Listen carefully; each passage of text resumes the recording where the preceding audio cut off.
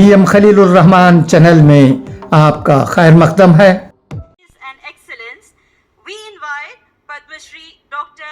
Mecca Rafeeque Ahmed Sahib, Chairman, Farida Group, to address the gathering.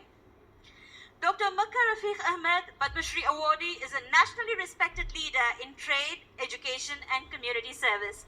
A former president of the Federation of Indian Export Organizations and chairman of the Council for Leather Exports, he currently leads several key institutions, including AISTHTMA, Ambur Economic Development Organization, and the Tamil Nadu Hajj Service Society.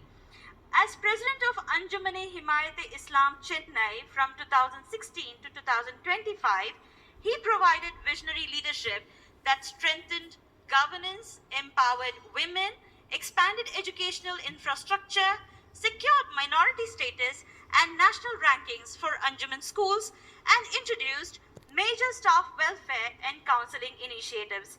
His legacy of service and inclusive leadership continues to inspire the Anjuman family. Sir? Thank you. Kadir, நீ பேசிட்டு நீ பேசுற பேச்சுக்கு போயிட்டு நம்ம பேசணும்னா கை கால வரமாட்டேங்குதுப்பா. நீ டிஎம்கே அடுக்குமொழியில் பேசுகிற ஆள், நம்மளாம் சாதாரணமாக பேசுறது, அதனால கொஞ்சம் இதுவாக தான் இருக்கு. இருந்தாலும் even otherwise also I had to talk. I have taken the responsibility. I had to tell you I should be thankful to Rafeeque Ahmed for his efforts in organizing this conference here. He took so much of pain and every details and everything he was working on for the thing. One thing before I speak, I had to tell you, I had to confess you, I was very nervous. Why? Why I was nervous? Because I was sitting next to a CBI director. I was always keeping my hand separately because people will think that he is holding my hand. So I was thinking, sir, you made us be very nervous. I thought, what Rafeeque has put me next to him. What will people think? He is sitting next to the CBI director. Anyway, sir, you are a nice man. You never hold my hand. That was the beginning what I thought fell. Sir, I had to say two things before I prepared this speech about my experience with him, what I understood him and all those things. Before I took for 2 days and prepared this speech. And I can tell you one thing. When I was a student in the school, I don't know, 8th standard or something, he was the secretary for 10 years. He was the secretary for Mazulum High School. Very active secretary who used to visit the schools. Because many secretaries would never go to the school. They never see the institutions. But he used to go regularly whenever he's in Ambur, in the headmaster, teachers and everything, students also. So he came and addressed one meeting for the students. He said, I had been to US. And in US, the drivers come in their own car, park the car and take the duty of the car and then go back and take their car and go back. That was such a surprising to me. A driver coming in his own car and going back in the car. Then he said, I also went for a hair cutting. They charged me 1,200 rupees in those days. I remember in Ambur, in the Bangi market, the backside, there used to be a small barber shop. I know his name also, Parandaman. He is the Tony and guy for Ambur at that time. The big Tony and guy in Ambur. And I had to take my mother used to give me 50 paisa, that is 8 anna at that time, half a rupee for that. After a lot crying, he will give me that. He will charge me 8 annas. At that time, he said 1,200 rupees per cutting. I was surprised. Those are the days, those are the words, what he said, what his experience in US, he really shocked us in those days. And he was the first man to visit US at the time. Anyway, I will come to that later. We gathered to pay tribute to one of the Ambur's finest sons, Janaab T. Abdul Wahid Sahib. Some individuals live successful lives. Some individuals achieve position of power, but few create a foundation upon which generations continue to rise. Janabti Abdul Wahid Sahib belongs to that rare category. At a time when higher education was uncommon in a small town like Ambur, he became the first graduate from Ambur to complete BA-BL. This was not just an academic milestone, it was a psychological breakthrough for the entire community. He demonstrated education is the first step towards empowerment. He understood that without knowledge, there can be no leadership. Without education, there can be no dignity. Respected friends, in the year 1950s, when international travel was rare and global travel was difficult, he led a delegation to the United States. Most of them at the time was going only to UK. UK was like our big market and people were visiting UK, but never people attempted to go to the United States at that time in those days. But he took a delegation. Through his courage and a market that was considered distant and challenging market. That journey was not symbolic, it was strategic. Through his courage and negotiation skills, exports to the United States improved significantly. He opened a rare and valuable destination for Ambur's leather industry. He had a tie-up with one of the very big tanner. Rafeeque will know Lowenguard is the company name, I remember, in Puerto Rico. And very big exports were being done. He later became the chairman of the Leather Export Promotion Council, representing India's leather industry at the national and international level. He was not merely participating in trade, he was shaping it.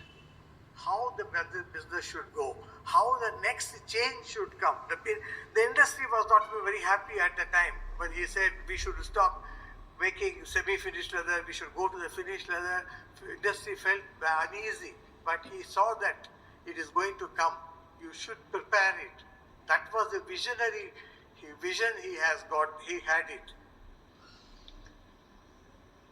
His journey that took him to national service as a member of parliament in the Lok Sabha.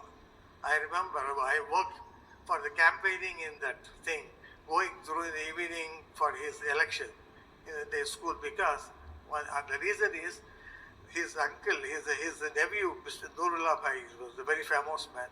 He promised all our youngsters, give a complete cricket team, cricket bat, that's everything, I will give it to you. You have to work for his success. We all worked for the whole thing and he got elected to the parliament. I can tell you that. That vision was for to get that cricket bat and balls. That was the time when we were small and we've been working for him in those days. Politics for him was not about position, it was about responsibility. He was a progress thinker, as I told you. He pioneered shoe upper exports to Russia at a time when such diversification created boldness. He initiated early international joint ventures, including collaboration with Florsham. Florsham is a giant American brand. He was the first one to make a big joint venture in our place, and that was with Florsham. He made the first. He believed in modernization. He believed in collaboration. He believed in expansion beyond borders. He never allowed Ambur to think small. As a president of Ambur Muslim Education Society and a secretary, he strongly believed that real progress comes through education. Factories can build wealth for generations. His school built strength for centuries. He invested in his time and energy in strengthening education institutions because he knew that knowledge is the most powerful inheritance we can leave behind. Respected brothers, a true leader's success is not only measured by what he built, but by who continue his vision. It gives me great happiness to say that this noble vision has been carried forward by his illustrious son, the cultured upbringing and value of his respected father. Under the leadership, the dream of Janab T. Abdul Wahid Sahib continues to flourish through the T. Abdul Wahid School in Ambur. That institute today stands as a shining example for education excellence. The school has produced engineers, doctors, IT professionals, countless graduates who are contributing to the society in India and abroad. What began as a dream is in a father's heart has become a living reality through the dedication of his son. This is not merely institutional success, it is generational continuity. Today we see this women's college. This is the first step towards educating the women in Ambur. We are so happy that he has taken this trouble of opening these things. Then after Rafeeque Ahmed ensured that the values of discipline, quality education and character building remain central to the institution. Today the school is recognized as one of the top education institutions in this region. This is perhaps the most beautiful tribute a son can give to his father, not through words but through his sustained action. Some respected people, friends, some people achieve success for themselves, some create opportunity for others, but rare individuals build systems that continue benefiting generations. This is what Janab T. Abdul Wahid Sahib built such a system. Through this education, through his global trade initiative, may Allah subhanahu wa ta'ala forgive his shortcomings, reward his lifelong service and grant him the highest place in Jannatul Firdaus.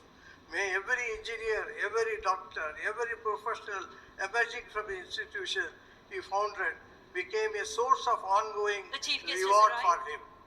Sorry, sir. Let us honor him not just in remembrance but in action.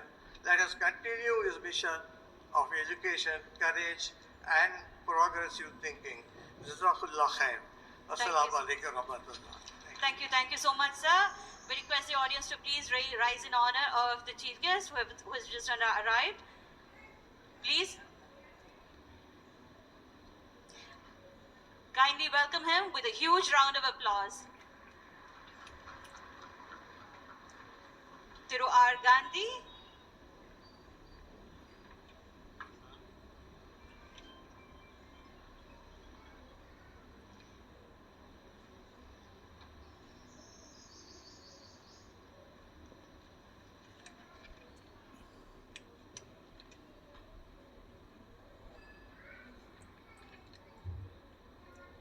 A heartfelt welcome transforms a gathering into a celebration, which